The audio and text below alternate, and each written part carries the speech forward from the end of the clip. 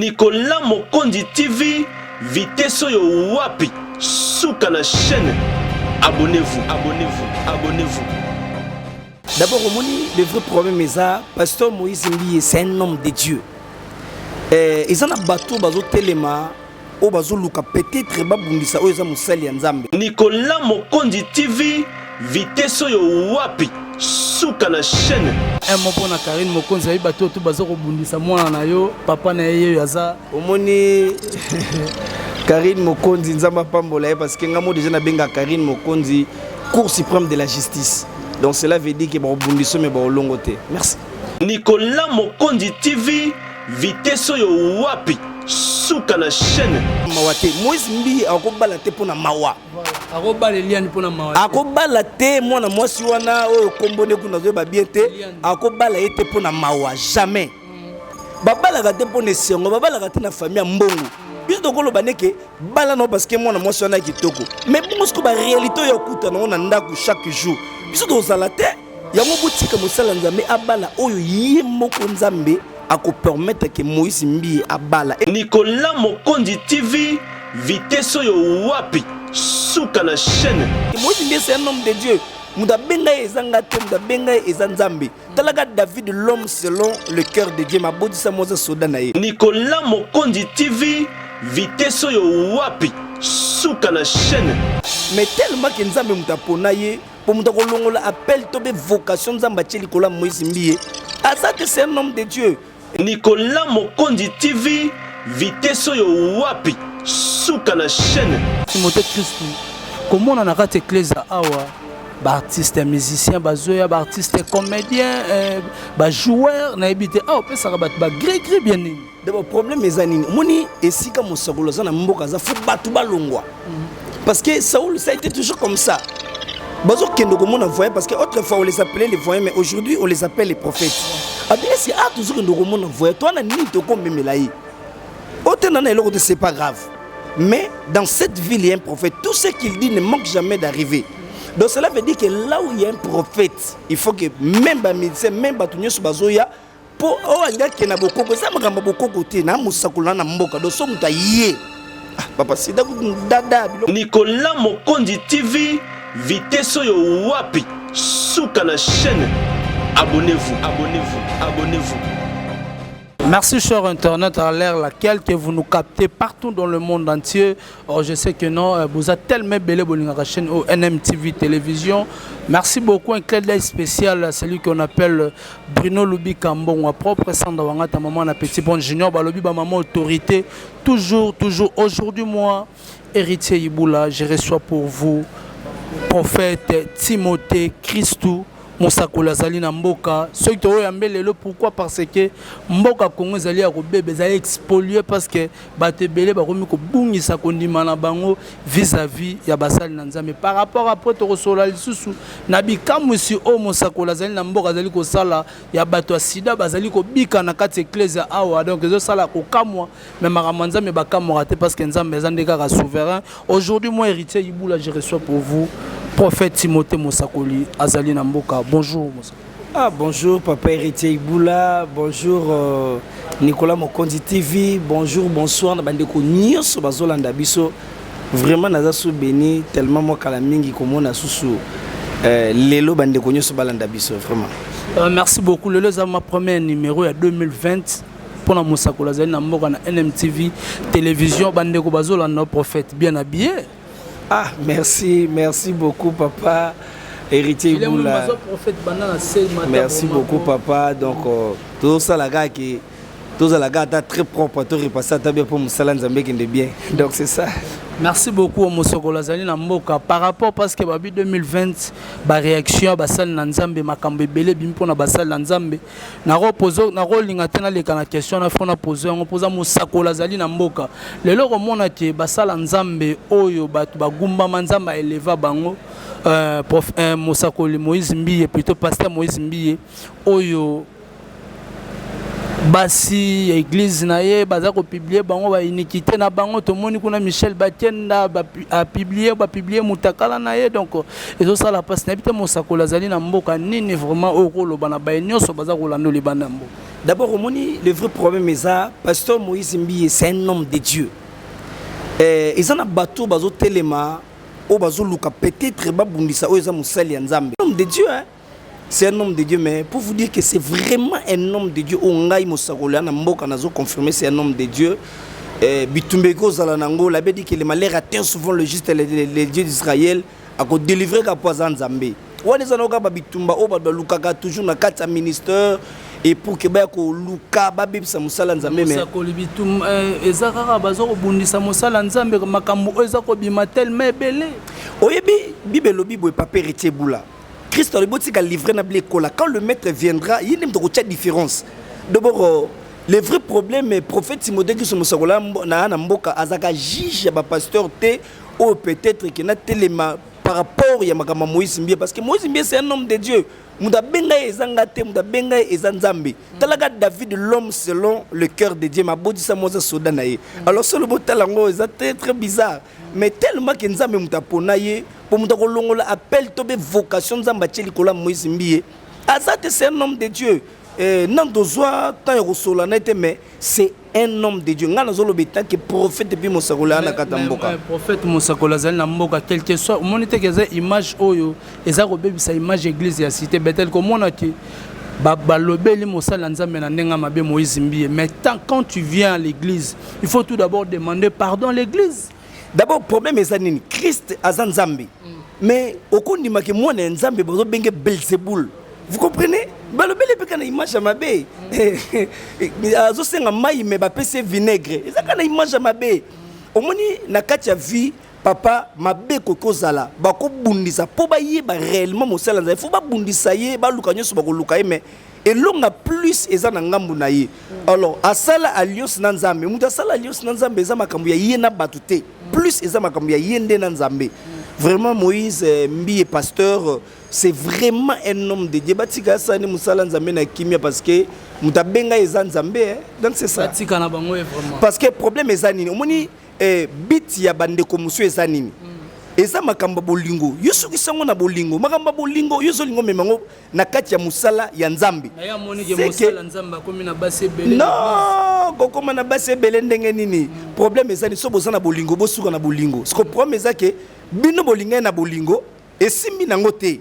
Yo siko okomi ke obebisa musala nzambe parce que sote la kata Bible bandi lelote bandi banana ye moko. La Bible dit Bible binini ke non, il est venu chez les siens.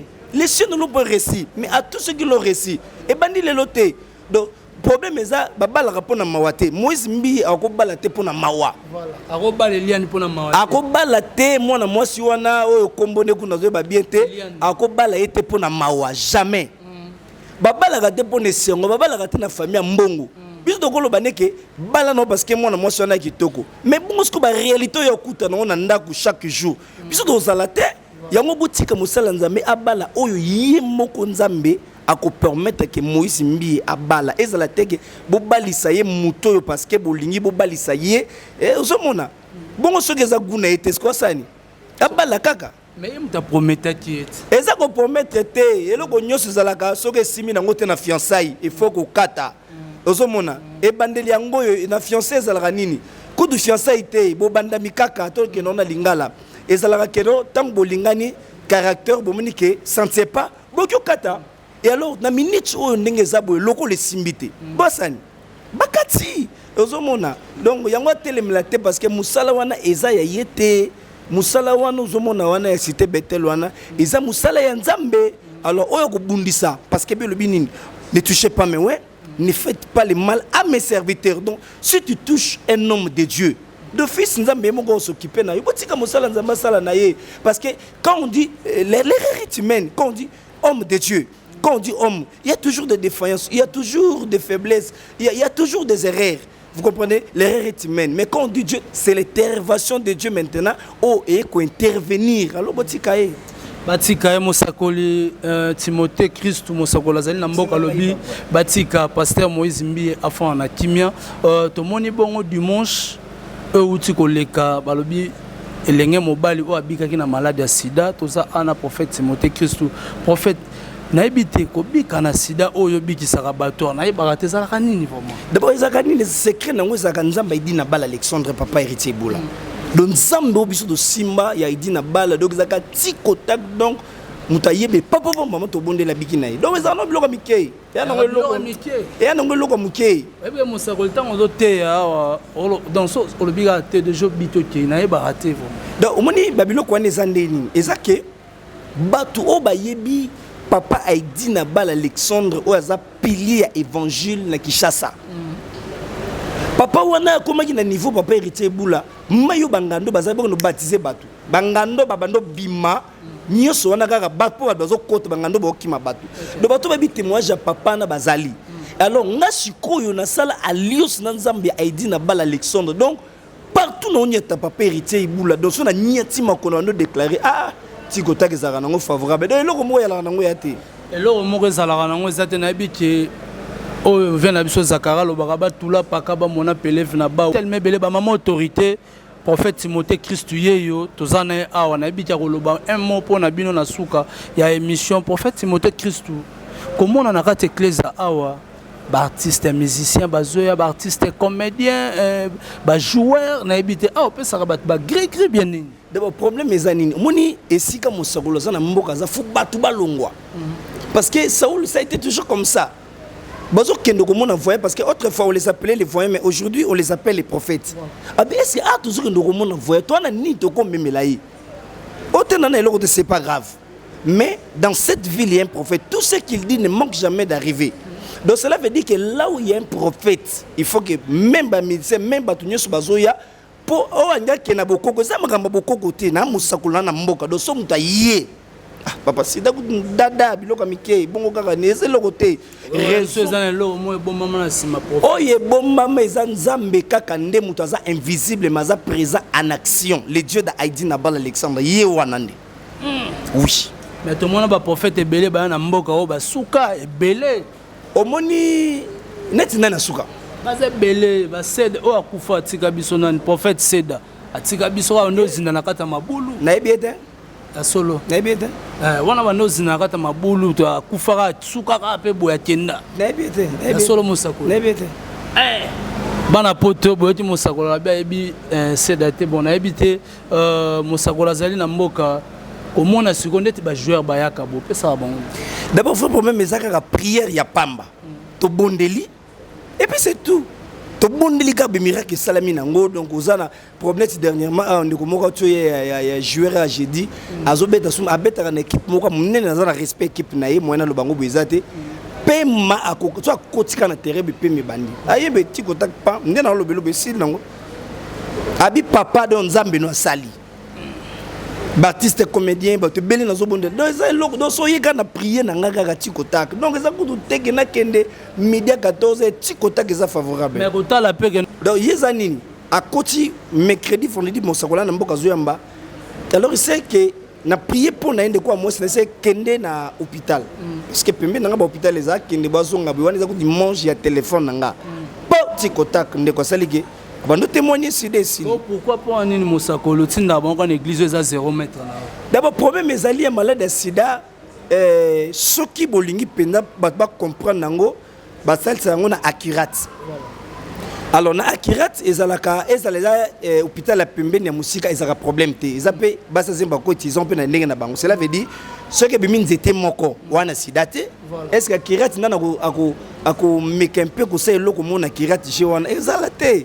M supeza copie hôpital face église banini papa mosakoli azana mboka wana ya biloko ya mike papa nanga botinga beli paralysie tikotaka biki amonaka te azwa problème akomona yesela 2 semaines na bondeli ya biki amoni donc nazoyeba te biloko nini oyo nga peut-être nakokende nango mpo mpe nazwa nini parce que nga vie nanga ezodépend na nzambe j'ai commencé à prêcher à l'âge de 8 ans jusqu'à aujourd'hui vie nanga etambo na miracle lelo so olingi nakotya miracle même il y a 6 ans passé moto aki liboma eza mpe kani naza nango awa nakopesa babalancer image ya 6 ans passé moto ali liboma omona prophète ya lelo na ya 6 ans mpo monake miracle ya lelo te nana miracle ya 10 ans passé nana miracle ya 15 ans passé mirga lelo te bato ba mona lelo eza nango kaka abo bebime musakula na mboka to mona ke niveau ke na koma na niveau batu bazoya bazana bango mingi te ata ba 800 personnes au bazoya c'est parce que nzambe a permettre que atombola musakula moko mboka peut-être ba musuno ba découvrir ngate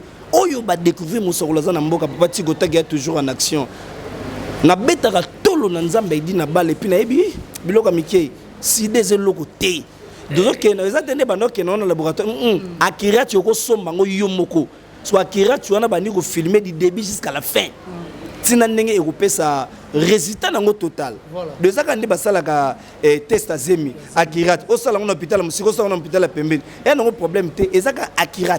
Merci beaucoup Ezaka Akirat bino batu bolingaka batembe prophète azali na mboka Mosakola azali na mboka Timothée Christou ba maman autorité Timothée Christou Mosakola azali na mboka tozali bana ya mboka ozana problème au sida o nini maladie ya mpese soki nini donc prophète apesa ni mosiko prophète na ebike kaka ezaka bana nga baba yaka siko mokolo nini ezaki no prophète ata na stade de martyrs to na triomphal ko batu baya na bakanga problème eza omoni eloko ezalaka faut ko brûler ba étape te soki lelo nzamba permettre que prophète de la nation Nema Sikatenda azo salaka na stade de martyrs au salaka bâti na mona otanga ya mingi oh boto na tangi Moïse pasteur Moïse Mbie Pasteur Moïse Mbie otangera pona effet oza ezaka pona effet oza te mais oui Mosakoli ma père c'est boula otanga prophète Nema mingi c'est un prophète de Dieu c'est un homme de Dieu. Ce qui le Lord de ton stade, à 7 jours na triomphal, c'est un homme de Dieu. Au moins, il promet ça, il doit précipiter comme Wana. Niveau de tombol héritier, la tombol Nicolas Mokonzi. Tala ba sacrifice au sali bobo comme Wana. Il y a d'autres personnes, il veut seulement à brûler l'étape. Étape wane goya. Le ce qui na stade bikende la mwanza. Na musakola mboka, na kosala mpiaka, na kosala teme na kosala yango. Dans ce que mabo mpiaka. Mais papa, 2000 personnes. Nga monon bazo ko matana 1000 te. Ba ko makana passe ba 800 ba 900. Bon so ke na stade wana 1000 wane obima kombe 5 personnes. Ozo mona te go salida piaka.